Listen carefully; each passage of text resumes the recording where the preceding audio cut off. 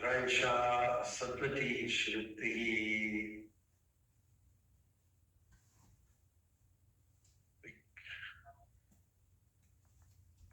Katamba Padavitas Yasya Rajashare Uninasa Sambhara Samyaputata Tatraisha Satvati Shruti. Anybody else? Katamba Padavi Yasya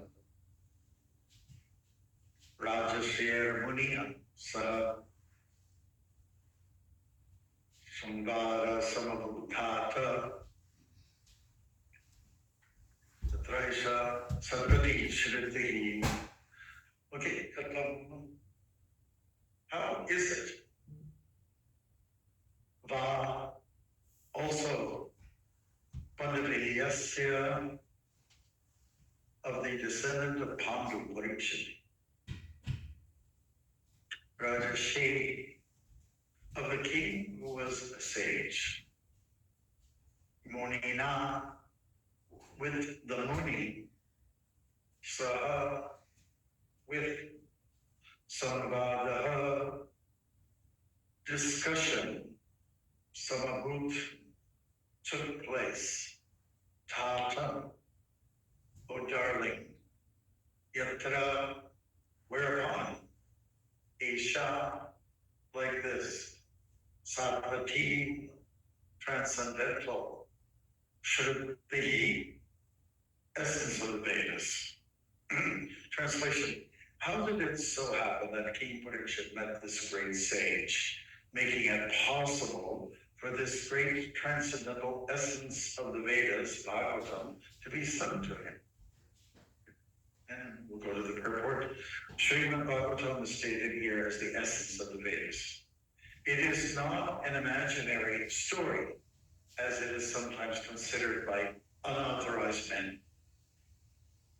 It is also called Shukra Samhita, or the Vedic hymn spoken by Sri Shukadeva Goswami, the great liberated sage. We'll hop on over to text 8 then.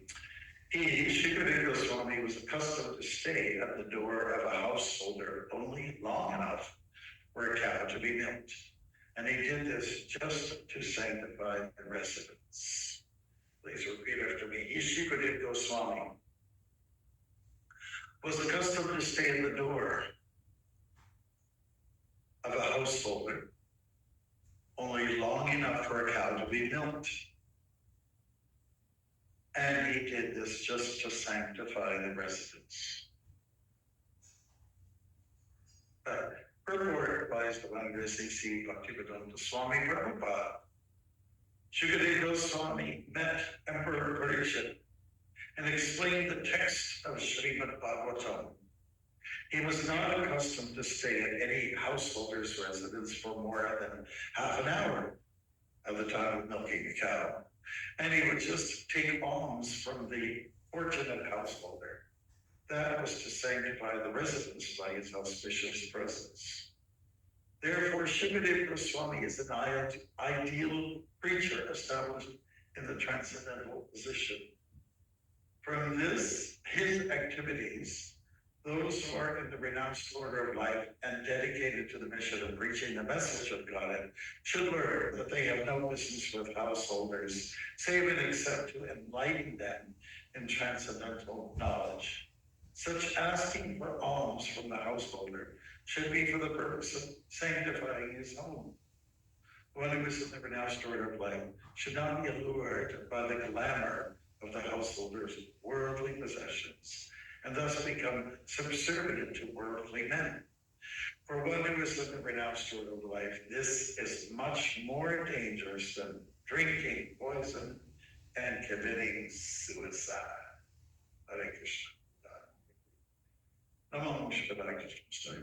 Sitting on the Bhakti Swami Namadeva Saraswati Devi Gauravani Pracharini Nirvishri Shishingavani Vaschachari Shatarini. Hare Krishna. So, here in the Bhagavatam, we're hearing about how sages, rishis, make contact with kings, and they have a great conversation with each other. The person who has the most to say out of the two is the sage, unless if the king has got a lot of questions and rolls it out. And explanations usually take longer. Look at the Bhagavad Gita, how it's constructed. Arjuna asks some questions, and he is the Kshatriya, and Krishna, although he's conventionally part of the Kshatriya order, he's beyond that, right? And yet most of these 700 verses are occupied in Krishna's words. It begins with Dhritarashtra, the first verse, and then Sanjay answers it, and then Duryodhana gets in there somehow, and then it ends up with Sanjay. But in between, it is Krishna, the Supreme Personality of Godhead, and his devotee, Arjuna, that take up the bulk of the essence. The Bhagavatam is considered the essence here. Nimat Kalpa Kalita something. Shuka Mukhan Amrita Dhruva Samyata. Shuka means parrot. And so the parrot is Shukadeva Swami. That's what his name means. He's supposed to simply repeat what he's heard before. Doesn't make up anything, doesn't fabricate, no speculation. It's just what he's heard and also what he's realized. And he's conveying that. And the Bhagavatam is the ripened fruit of the tree of the Vedic literatures. It's the Vyasadeva's masterpiece. And because it gives everything that you need, everything. It's the encyclopedia for spirituality, and makes everything very clear. And yesterday I was on a Zoom call on the Bhagavad Gita, and one of the persons listening said, yeah, back home, my parents are into the demigods, and it's hard for me to convince them to do that. So, well, I know you're the son, so they're not going to listen to you, but they may listen to the Bhagavad Gita. So encourage them to read the Gita and hear from a great sage. His name is Srila Prabhupada, and he's a living example, living truth of what could be. And, you can just listen to him. You can argue with him if you want. You can't be challenging with parents, but you can say, this is what I've got to understand. And, somebody more recently also asked me, well, why always Krishna? Where does Ram fit in? Well, Hare Krishna, Krishna Krishna, Hare Hare Rama, Rama Rama, Hare Hare. But in our tradition, we focus a little bit more on Krishna, because look what he did that Ram didn't do. And I hope maybe that sounds a little offensive. But Ram had his Leela, he had his pastimes, and everything was really nice. Some people question, why did he leave his wife Sita at the end? Anyways, but the point is that Krishna is, he's the deliverer of the Vedic truth. And when you look at the shlokas, he's clearly making it known that he's the source of all the incarnations, of all this matter and all this spirit. And, somebody had asked Prabhupada, oh yeah, it's George Harrison. Well, it's Prabhupada. So what about why isn't Krishna in the Das avatar? Why isn't Krishna in that list, And Prabhupada explained that, yes, there are 10 Das avatars, but there's one avatari, that is Krishna, because he's the source of the incarnations. That's why he's not in that list. So that made it clear for George, and it's making it clear for the whole world. So if people want these kind of clarifications, and if they read, it becomes more, the fog is removed. How many people have fog in their brains? How many? Do you have some fog? You don't have to live in London to have fog. There's a lot of blur. There's a lot of, let's say, can be a little bit confusion. But that all can be cleared. That all can be cleared through some explanation, and usually it's by sages who are there to clear the air. Let's move on to text 8, and we're looking at staying on the door of the householder. Yeah, you don't go much beyond the door, you know. If you're going to the door, maybe you're getting some water, maybe there's some paratas. You know, of a householder. You don't stay very long. Prabhupada was talking about 3 days, but then we have this other version, long enough to milk a cow. Now, I know from experience. I used to get up during the whole high school period. You get up in the morning and milk the cow, our family cow. And we always had a Holstein. And when I say Holstein, like general, because we'd have the cow for a bit and then the cow would move on. You know what I mean? I don't want to get into the details. But the Holsteins are known to produce more. They're like a little bit more watery. It's not as rich as you might get with the Guernseys or the Jerseys or Kier cows, which is a special breed from India. But from my experience, it took me 20 minutes in the morning. And that was it. No more than 25. And sometimes it would be cut short if she had a sensitive part in her body and she would raise, even though you have to tie her legs. And Krishna Balaram was to tie the legs too, you know, to hold them in place. And so I would do that. But sometimes she would just kind of get one leg free and put it right into the middle of the bucket. And then it's spoiled. And it's kind of, it's the habit sometimes. Yeah, I remember one time I was milking, and this like 5:30 in the morning, and there was a rat that kind of like was leaping. Some of them usually they run across, but leaping right next to the cow. She freaked out and she kicked the bucket and everything got flying all over the place. Anyways, our time was cut short. It wasn't a half hour. It happens sometimes. On occasion, my brother might be walking by and give us squirts, but that didn't reduce the time, you know. That was just a quickie, you know. Yeah, they would get around. Cats would come. They love the stuff. Yes, so that the point is that really what's the issue here is don't get entangled. Be like that lotus that Krishna describes in the Bhagavad Gita. Last week I was in Pili Island, which is the southernmost part of Canada. It's in Lake Erie.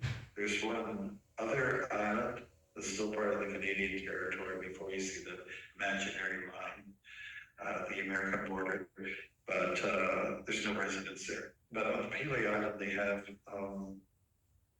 there's this amazing wetlands with hundreds, maybe thousands of American lotuses, they're called. They're not water lilies, they're massive. And I think everybody has seen one of those breeds of plants, plant life. They're in the water, but they never seem to get waterlogged. They don't get drenched. And even when rain comes, the droplets just kind of run off like on the back of a duck. You know, the feathers don't absorb the water, it just kind of rolls off. So we are to understand that we're to be like a lotus and be in this world, but not of this world. You know, you are to be part of the other world. And I think most people dream a lot. Most people dream, most people fantasize. You don't have to be a devotee. Most people, even superheroes that don't even really exist, it's just some figment of the imagination. It makes a lot of money for the movie makers or the comic book, say writers. But most people fantasize, and they believe in another world outside of this one, a fairy world, if you will, And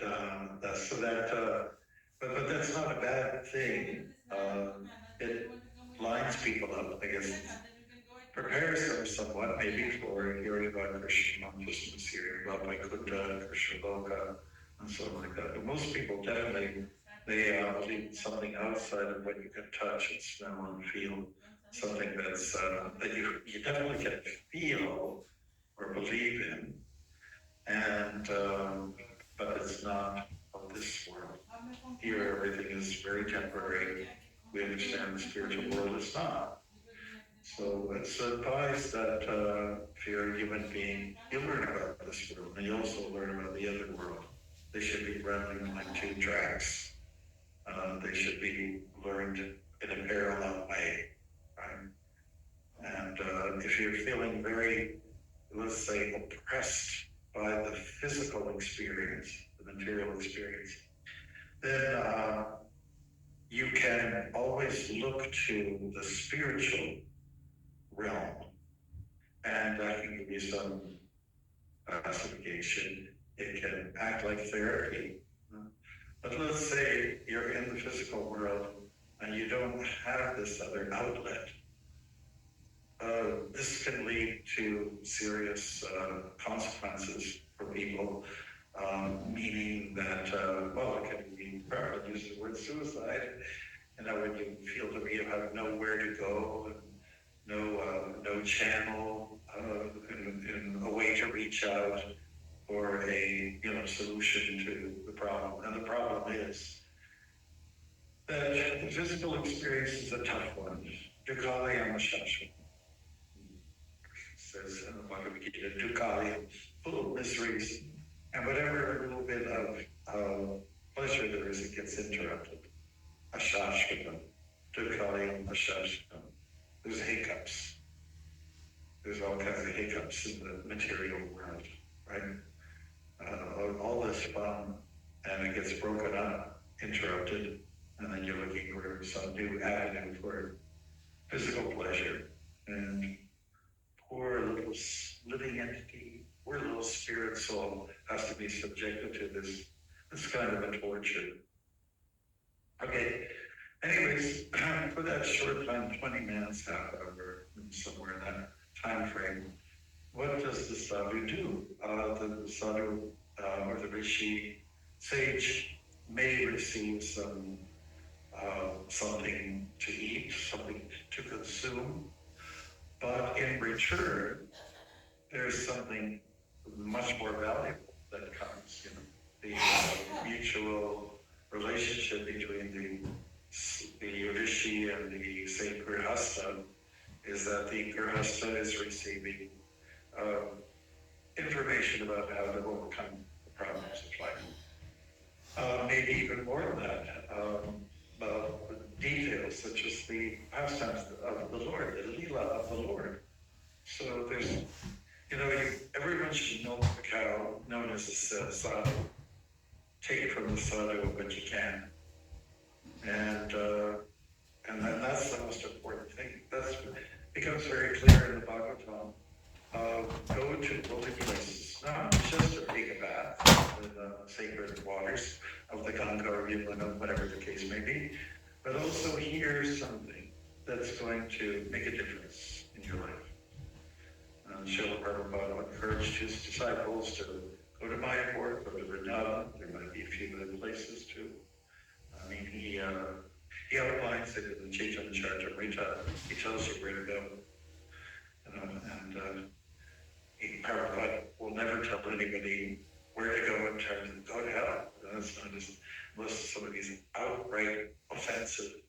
But you can look at the Chaitanya Charitamrita, so you go to this railway station to catch this holy place, and you can connect with this. So he gave, strong hints as to what you could do with your parikrama. But most important for him was for us to hear from sadhus, people who give the explanation, give a purport to the purport, to the purport, to the verse. And that was our business, So when we say milk the cow, that's to be taken in a metaphorical way. Milk the cow, milk the sadhu. Get from the sadhu what you can. And most people don't always get it. They say, I see the sadhu. A lot of people say, I have darshan of you, your holiness, your Maharaj, etc., etc. I want darshan, some people who have that status, they even get a hug. And so those are the kind of things that people want. But really what's most important is just to kind of sit down in front of the sadhu, and that person is supposed to be giving you some information how to overcome the problems of life, which is Janma, Mrityu, Jara, Vyadi, birth, death, old age, disease.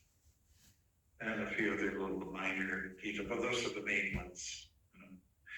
Usually at weddings, I say, I went to a wedding recently, it was quite wonderful. These are all like outsiders and Western folks who didn't know much about Krishna consciousness. And one of our devotees from Scarborough, Anandakaranga, oh, he does such a fabulous job. He does the priestly things, and I'm the one that signs the papers. And just the explanations that were given to people, made them very satisfied. It was all new to them. It was very fresh. It was very colorful. You know, we had two little girls dressed in like saris, you know, and they were like the flower girls. We had a little boy, he looked like one of the Kumars, and he had the ring that he handed over up to the groom. You know, that was really quite sweet. Now, why did I bring this up? Yeah, sure, that was, I think that's part of it. You know, just he made things very clear, and I think whatever it is an explanation. And I also had a chance, I had a crack behind to get behind the microphone and explain a few things. And you always have to cut a few jokes, you know, this is my experience. Cut up some jokes, you know. Yeah, they don't have to be so, you know, outrageously hilarious like me slapping, but they have to make people giggle a little bit, you know.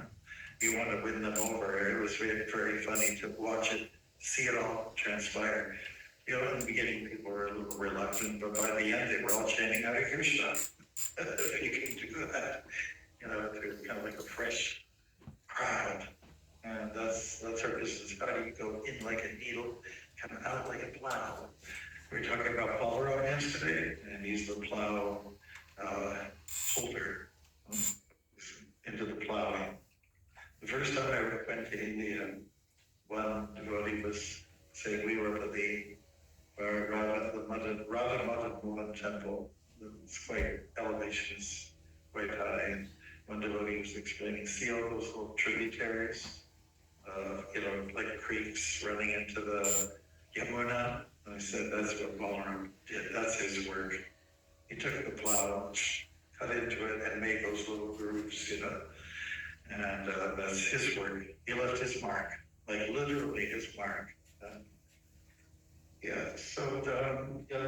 People should take advantage of those who have something to offer in terms of directions. And this we just came here in the red attire. I said, my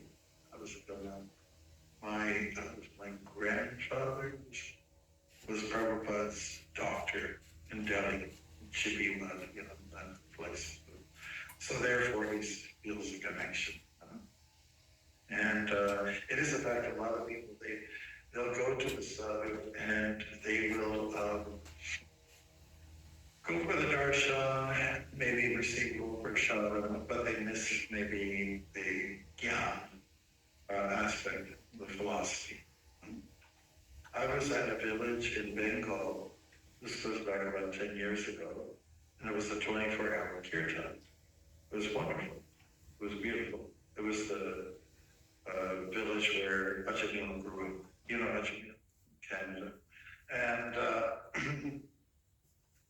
so everything ended up really nice. And I was there just at the final stroke. And somebody came up, and the Bengalis are really into this thing. Just they come and they see us. This means a lot in India. This color. And and of course I led the kirtan, so people got to know me, a part of the kirtan. And one guy just rubbed his hand softly over my foot, and I was quite ticklish, I have to say. And then I made a remark, and one of the other villagers who was nearby, they said, "Oh, I must get the mercy of the Guru as well, or the Swami." And then that person came. It just became like, before you know, I was just surrounded, and everyone had the same soft way of brushing on the feet, and I was in pain. I was in pain from the laughter, you know. And one of the devotees, Khan, I think he's from America, he was near me and says, "Please come here, rescue me." And I was really serious. I was hurting so much because of, you know, when laughing hurts. And I just feel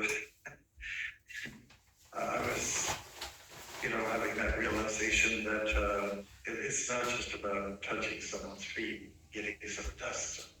It's more about hearing what we need to hear, like what our mind can grab, you know, and what reaches our soul ultimately. You know, that's what a sadhu is able to offer. And that way the sadhu is like a cow. It's able to give milk. You know, I mean, it was Shankaracharya who said something about that, you know, being Arjuna is like the calf, and Krishna is like the cow. And so this is what Arjuna was doing. He was like an eager calf, and Krishna was an eager mama, you know, wanting to deliver. And so that's what that's how we should be looking at it. That's what we should be doing with sadhus. And of course, the genuine sadhu is one who was able to deliver not just through words, but also by actions.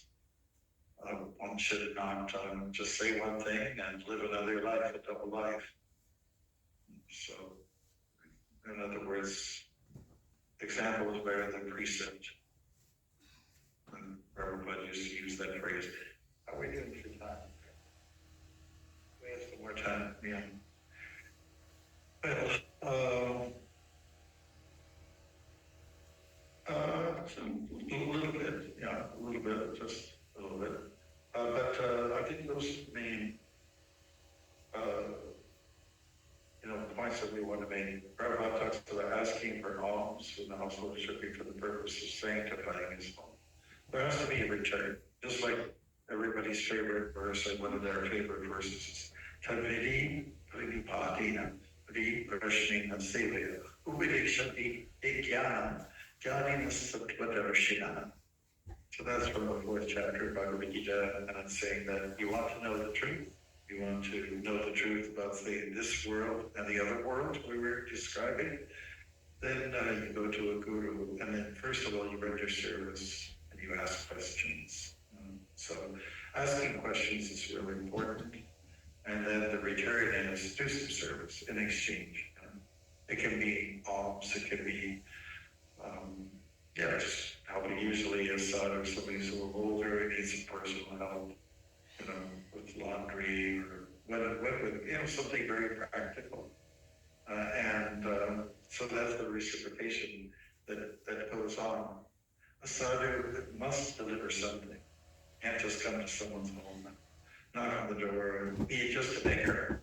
You have to impart something, you know, that with words, you know, something that will fill their ears and that may carry them through their whole life, you know. It can be just a little phrase, it doesn't have to be very much. In fact, sometimes when it gets too voluminous, the message is like you can't remember it. But if it's one of those kind of like hard-hitting kind of quotes, kind of like sutra, bang, bang, or bullet points, you know. Sutras are bullet points, and they're divine bullet points, you know. And they're to put holes all over Maya. And that's what a sadhu does. It's supposed to be, that's the obligation. Give something for the recipients to remember. Yeah.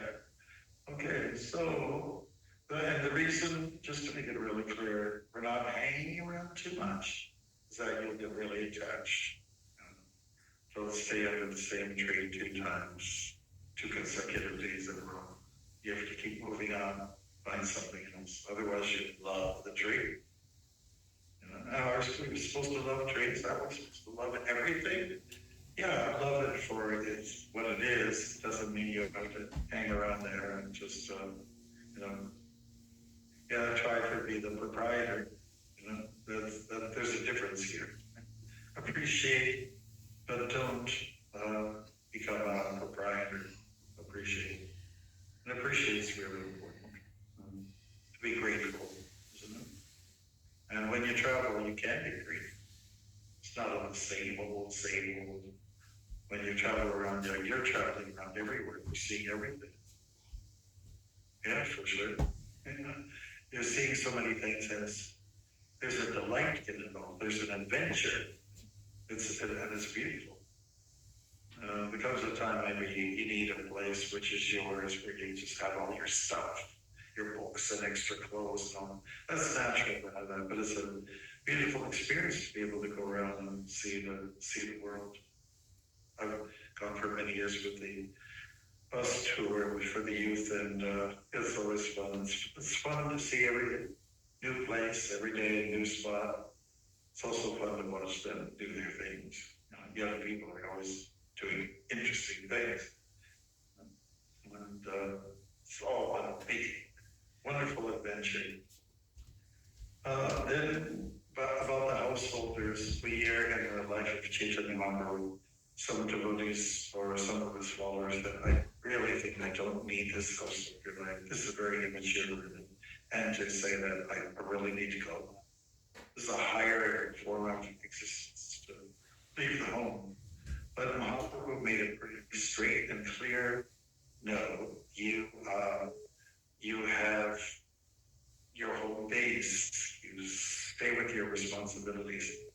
But what was implied is that you make it adventurous by meeting people all the time in your vicinity. There's enough people to keep you busy. Enough people, there's enough ears around. You know, there's 2 ears and there's 1 mouth. Spend more time with the ears and less with the mouth. Unless if somebody has heard through the 2 ears, they've heard enough, and now they can it's always nice to hear someone say something, right? That they've learned and they can carry with them.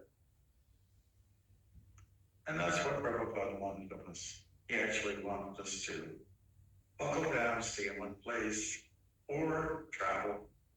But travel is not just a vacation. You have to give something to someone. Just like he insisted, if there's going to be a place where you execute Nam Sankirtan, means there must be some prasadam there. Basically, there's some, like at the top in Square Park, there's an apple cut in, apples are one of those basic forms of food.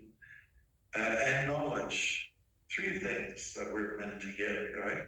Knowledge, jnana, sacred wisdom, sacred sound, the holy name, and also some sacred food. That's the Hare Krishna movement, pretty much.